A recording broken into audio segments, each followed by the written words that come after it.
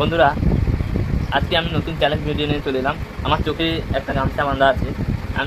আমার সামনে এখানে কয়েকটা জিনিস আছে, ফল হোক কিছু শাকসবজি হোক আছে, সেগুলো আমাকে চোখ বন্ধ করে চিনতে হবে।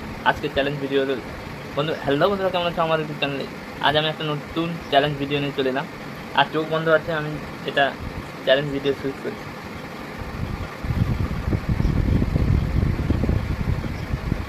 এটা হলো কাঁচা আম। বন্ধুরা, তোমরা দেখবে, কমেন্টে জানাবে আমি ঠিক বলছি না। এটা হলো পাকা আম। এবং